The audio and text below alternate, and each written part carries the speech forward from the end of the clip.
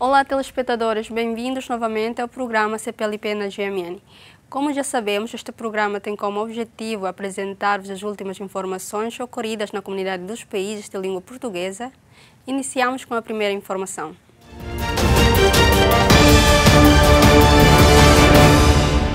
Os pagamentos de dezenas de subsídios de parentalidade a trabalhadoras timorenses estão atrasados.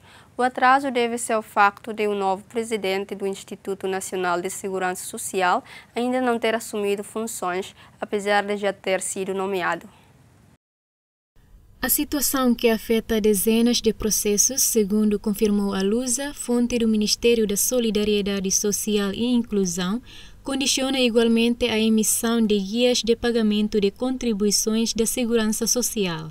Empregadores ouvidos pela Lusa explicaram que a situação está a causar problemas às famílias que esperam o subsídio para fazer frente aos gastos urgentes que têm. A causar o problema está a não entrada em efetividade de funções do presidente do Instituto Nacional de Segurança Social, que não assumiu o cargo mais de um mês depois de ter sido formalmente nomeado. O novo presidente do Conselho de Administração, Longuinhos Armando Leto, e os restantes membros, que tinham sido nomeados pelo governo a 21 de novembro, assumiram formalmente funções a 5 de dezembro, quando a resolução de nomeação foi publicada no Jornal da República. A polícia de Nevada pediu formalmente às autoridades italianas para obterem uma amostra de DNA de Cristiano Ronaldo. O pedido é feito na sequência de uma investigação de acusações de que Ronaldo terá violado uma mulher há uma década em Las Vegas. Ronaldo, de 33 anos, afirmou que é inocente e disse ao seu advogado de Las Vegas que o encontro sexual em questão era consensual. O assunto veio à tona em setembro de 2018, quando Catherine Mayorga processou Ronaldo no Tribunal Distrital do Comando de Clark, em Nevada. Acusou Cristiano Ronaldo de violar no quarto de um hotel em Las Vegas em 2009, pagando então $375 mil em dinheiro. Os advogados de Mayorga disseram em setembro que a mulher pedia $200 mil por danos e anulação do acordo de não divulgação. Ronaldo disse depois no Twitter que o processo foi aberto e que a sua consciência limpa permitiria que esperar com tranquilidade os resultados de toda e qualquer investigação. A Autoridade Monetária de Macau e o Banco Nacional do Ultramar de Macau propuseram recentemente a utilização de yuan chinês como alternativa para transações comerciais com Moçambique. A informação foi dada pelo assessor jurídico da Confederação de Associações Econômicas de Moçambique, após ter recebido uma delegação do Banco Nacional do Ultramar de Macau, afirmando que o yuan chinês poderia entrar na lista de moedas utilizadas no país. Basicamente, recebemos a informação de que há interesse em usar uma plataforma para maior uso da moeda RMB. Já está a ser usado no Brasil e em Portugal, e esta delegação pretende explorar as possibilidades em África, particularmente em Moçambique, que foi o ponto de partida. Caldeira disse ainda que após a proposta inicial, há ainda outro trabalho que é preciso realizar.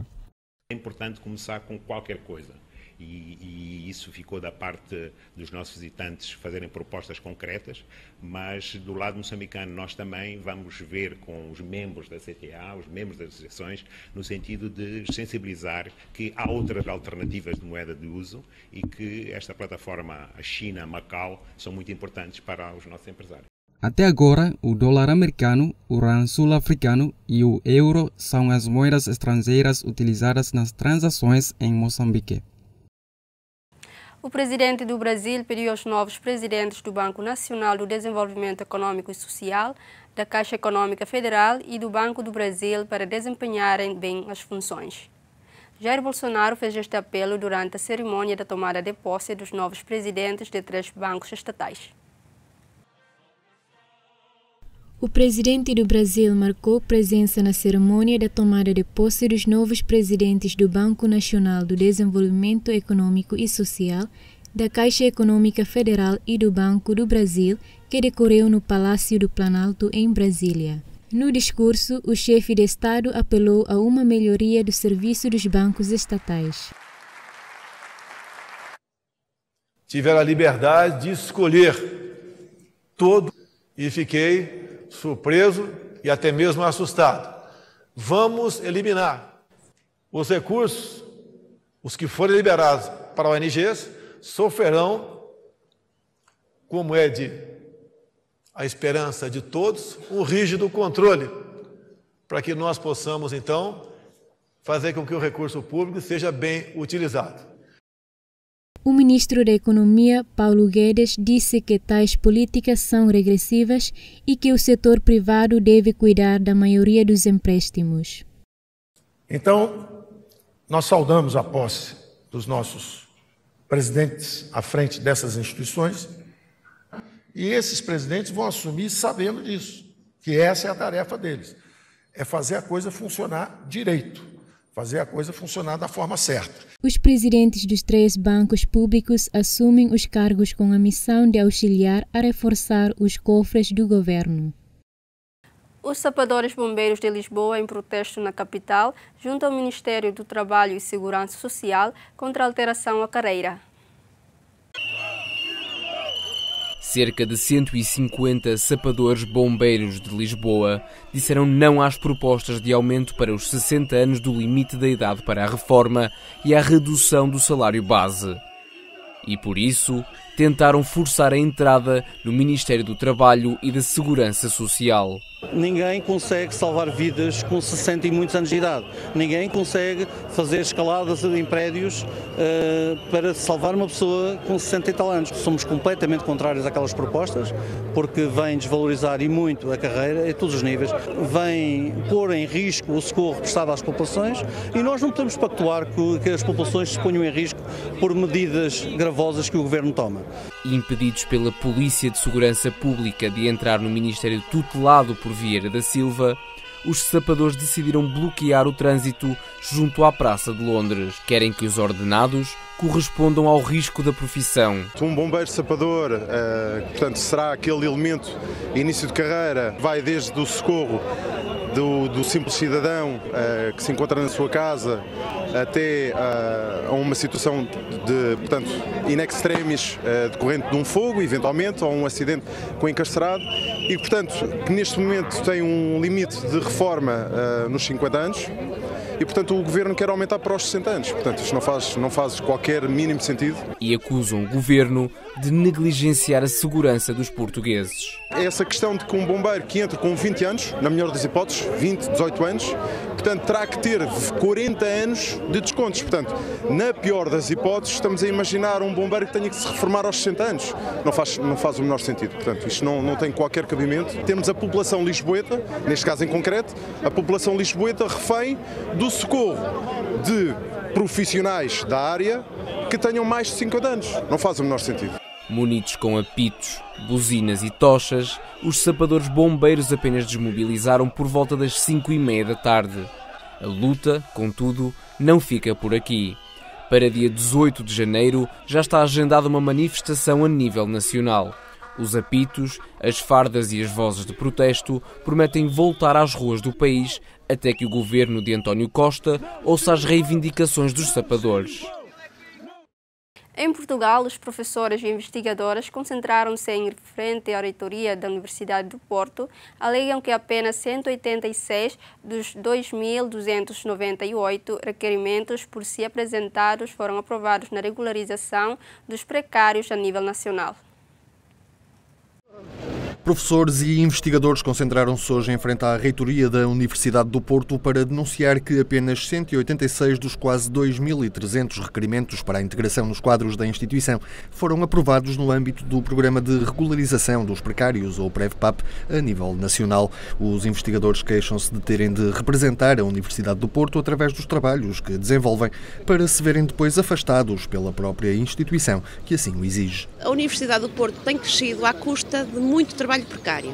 Tenho usado também esses investigadores para fazer toda a produção científica da Universidade, uma grande parte dela, como nós tentamos esclarecer aqui, e exige que nós possamos, nessa produção científica, que somos da Universidade do Porto. No entanto, numa altura em que podíamos passar a um vínculo mais estável, não é? Sermos absorvidos através do programa PREV-PAP, a Universidade do Porto tem dado pareceres negativos a quase todos nós. A Universidade do Porto recomenda e pede a estes investigadores que publiquem os artigos científicos com a assinatura da Universidade do Porto, porque isso tem influência no ranking da Universidade. Estes trabalhadores pedem para terem um contrato regularizado com a instituição e a Universidade diz não são da Universidade do Porto. Isto é um prejuízo muito grande para a investigação em Portugal e é um prejuízo para a Universidade do Porto, porque a investigação de ponta hoje em dia faz-se em projetos de 10, 15, 20 anos, em grandes consórcios internacionais. Eu posso dizer que eu estou envolvida em diversos programas da Agência Espacial Europeia, que são feitos há 20 anos, e portanto para nós investigadores da Universidade do Porto e para nós investigadores portugueses podermos ter liderança nesses projetos, é preciso que seja reconhecido que nós temos um tempo de vida, digamos, que vai para além desses projetos. A FEMPROF denuncia esta recusa de vínculos efetivos em universidades de todo o país e está já a desenvolver novas formas de protesto. Estes investigadores e estes docentes estão de facto feitos, e dissemos como expressão popular, feitos no 31. E é precisamente, simbolicamente, no dia 31 de janeiro, à porta da presidência do Conselho de Ministros, com o Conselho de Ministros reunidos, que a FEMPROF, a ABIC e outras organizações que entendam estar presentes, iremos descerrar o monumento ao precário desconhecido.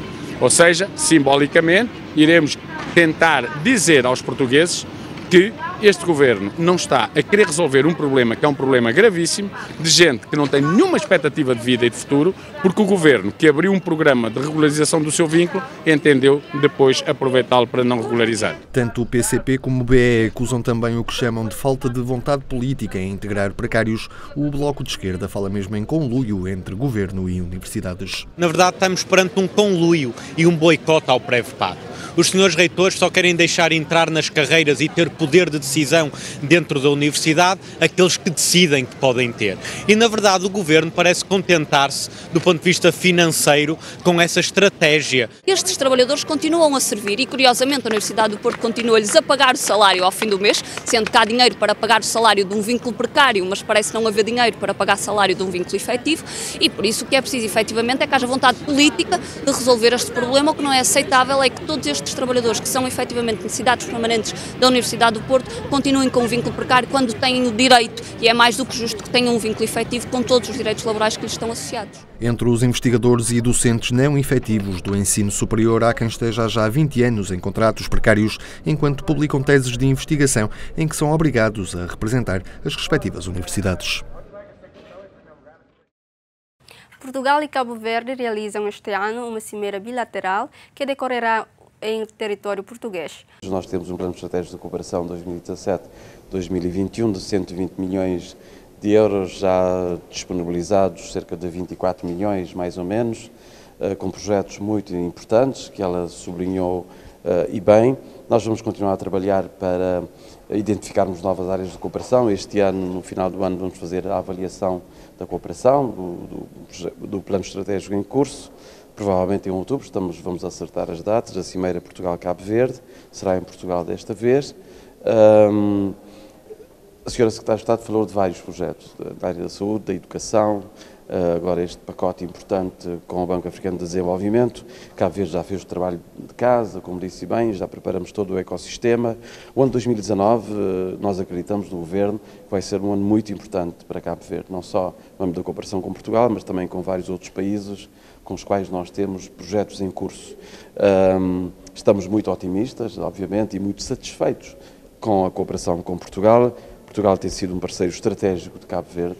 O quadro político de relacionamento entre nós é excelente, é muito bom, e vamos continuar a trabalhar para aprofundarmos as nossas relações, na certeza de que, tanto lá como cá, as nossas populações estarão seguramente muito satisfeitas com a excelência das relações entre os nossos dois países. Cerca de um quarto dos trabalhadores portugueses que estão de baixa por doença e são chamados às juntas médicas são considerados aptos a trabalhar, disse o Ministro do Trabalho, considerando que o valor tem se mantido estável. Uma parte significativa do crescimento da despesa com a proteção na doença tem a ver com o aumento do número de trabalhadores. O crescimento da despesa está a par com o crescimento das contribuições, portanto não há uma percentagem maior do que aquela que existia de acesso a essa prestação social, porque ela acompanha de uma forma praticamente linear aquilo que é o acréscimo da massa salarial e, portanto, quer dizer que estamos estabilizados do ponto de vista da incidência do absentismo por razões de doença. Eu não quero falar aqui em baixas fraudulentas, no entanto que em algumas regiões, em alguns setores, a percentagem é talvez mais intensa do que aquela que seria desejável. Pode dar algum exemplo? Não tenho aqui de cabeça quais são os pontos em que, mas é algo que muitos setores, muitas empresas vêm reportando em uma incidência excessiva do absentismo por razões de doença. Nós temos um sistema de verificação de incapacidades, que é aí das juntas médicas da Segurança Social, cobre a generalidade dos trabalhadores e tem permitido que a contenção dessa despesa, não permitiu ainda, e provavelmente terá que ser feito mais trabalho, não permitiu ainda que possamos ser talvez mais eficazes na detecção de eventuais situações de irregularidade. Uma pessoa vai a uma junta médica, os médicos que lá estão não vão dizer que a pessoa não esteve doente quando foi declarada doente. Só vão dizer se naquele momento ela está ou não em condições de voltar ao trabalho.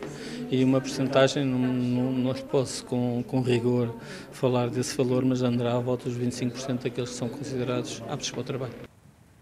Em Cabo Verde, a construção de um novo centro de hemodiálise no Mindelo, que conta com o apoio financeiro de Portugal, começa terça-feira. Pretende proporcionar tratamentos aos doentes renais que estão a aumentar no país. A área da saúde é uma área privilegiada de cooperação entre Cabo Verde e Portugal. E temos vindo a trabalhar numa diversidade de domínios muito grande, que foi, aliás, aqui apontada pelo Sr. Ministro da Saúde, na área da oncologia, na área dos cuidados primários, na área do medicamento, enfim. Em maio de 2018 tínhamos assinado um protocolo em que atribuíamos 400 mil euros, Portugal atribuía 400 mil euros para a concretização deste centro. A partir de amanhã começa a contagem do tempo para o termo da obra e, portanto, nós podemos projetar que lá para junho, enfim, pode haver alguns atrasos, mas que em junho, julho, teremos um novo centro no Polo do Mindelo para servir todos aqueles que precisam de cuidados na área da nefrologia. Em termos de evacuações para o exterior, irá possibilitar que, de facto, consolidemos a nossa capacidade de resposta no domínio da nefrologia, da hemodiálise, aqui em Cabo Verde. Portanto, são dois polos, que já está a funcionar aqui na praia e de São Vicente. Portanto, alargar essa capacidade de resposta. Portanto, diminuirá consideravelmente a situação das evacuações. O número de doentes de hemodiálise é crescente aqui em Cabo Verde. Temos quase 5, 6 doentes novos a cada mês. E isso é um número que representa um número relativamente grande. Só o nosso centro daqui da praia já ultrapassa os 130 doentes. O Produto Interno Bruto de Angola recuou 1,6% no terceiro trimestre de 2018 em termos homólogos, agravando a recessão econômica até setembro. Os dados são do Instituto Nacional de Estatística de Angola. No terceiro trimestre, o PIB baixou 1,6% e, portanto, é um mau resultado, mas de alguma maneira era um mau resultado esperado. Podemos dizer que a economia angolana está menos recessiva do que estava anteriormente. Em relação ao segundo trimestre de 2018, em termos de variação homóloga, registramos um valor de menos 1,6%. Portanto, esta cifra deveu-se fundamentalmente à variação negativa de atividades como o petróleo, que representam nessa altura mais de 30%, e outras como diamante e outros minerais. Portanto, a pesca também decresceu, a agricultura também decresceu.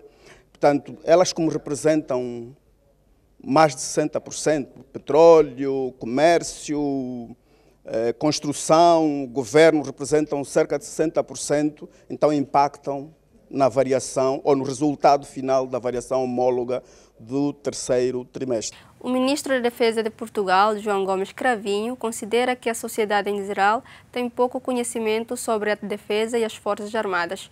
O governante defendeu que compete a todos uma aproximação. Na cerimónia que assinalou o Dia da Academia Militar em Lisboa, o Ministro da Defesa Nacional considerou que a ligação das Forças Armadas à sociedade é um desafio permanente. Nunca houve tanta informação, tanta forma de aceder a conhecimento. Mas, infelizmente, o conhecimento relativo à defesa e relativo às Forças Armadas é ainda insuficientemente disseminado na nossa sociedade. Compete-nos a todos procurar uma aproximação, esclarecer, dar a conhecer. A Academia Militar pode e deve ser proativa a este respeito, pois trata-se de um investimento importante para o futuro da defesa nacional. Deixo, portanto, a título de exemplo, à Academia Militar o repto de incorporar na sua formação questões de género, de aumentar a presença feminina entre os seus alunos. Estamos atualmente nos 10%. Temos de ser mais ambiciosos a este respeito. Estas são questões prementes da nossa sociedade, a que também a Defesa Nacional deve dar toda a sua atenção. Pelo terceiro ano consecutivo, a Academia Militar ultrapassou o milhar de candidatos que preencheram as 93 vagas autorizadas, 63 das quais para o Exército e 30 para a GNR. Entre as prioridades para 2019 estão a melhoria da qualidade da formação militar e comportamental dos alunos, com as atualizações do novo paradigma da segurança e defesa, visando o reforço da autonomia, da iniciativa e da inovação. Graças ao projeto Portugal Arte e Património, mais de 3.000 obras de arte e de 80 exposições portuguesas estão disponíveis virtualmente através da internet. As obras podem ser vistas em 360 graus e com ampliação ao detalhe. Uma coleção digital da arte e património português. O feito foi conseguido através de uma parceria entre a Google e a Direção-Geral do Património Cultural, que esta terça-feira apresentaram o projeto Portugal, Arte e Património. Graças à ideia, agora é possível ver os tesouros nacionais online, tal como uma visita guiada pelo Museu dos Coches. Mas algumas destas pérolas têm uma resolução muito maior do que o normal, devido a uma câmara especial da Google que foi utilizada para fotografar. É uma extraordinária mais-valia para os nossos museus e monumentos, fundamentalmente para o nosso país. Com esta plataforma, com esta presença dos museus e monumentos nacionais na plataforma da Google Arts and Culture, com mais de 3.000 obras digitalizadas, mais de 1.000 em alta resolução, que vamos nos permitir a todos, não só a quem está fora, mas também a cada um de nós que aqui vivemos neste país, podemos ver detalhes e conhecemos histórias que provavelmente até não conhecíamos. A plataforma mostra um Portugal global e mostra o que era há muitos séculos atrás, a forma como cada um via o mundo e como é que percorreu o mundo. E tal como a Ministra da Presidência fez questão de salientar, este é um projeto que se insere no âmbito do Simplex 2018. Esta também é uma medida do Simplex. Que é um programa de todo o Governo e, naturalmente, também da área da cultura, um programa que estimula o Estado a simplificar-se. Eu costumo dizer também que o Simplex é, sobretudo, uma questão de cultura. Ao visitar-se o site, tem-se acesso a mais de 3.000 obras de arte e a mais de 80 exposições virtuais. A história de Inês de Castro ou uma viagem com Luís Vaz de Camões são algumas das temáticas abrangidas pelos tours em realidade virtual. 22 instituições disponibilizaram as suas coleções, o que permite ir além do espaço físico e abrir portas para que pessoas de todo o mundo possam conhecer e aprofundar o conhecimento da cultura portuguesa. Foram as informações dadas nesta edição. Não se esqueçam de acompanhar o programa CPLP na GMN, às segundas e quintas, às 5 horas da tarde e com repetição às terças e sextas, à mesma hora. Até a próxima!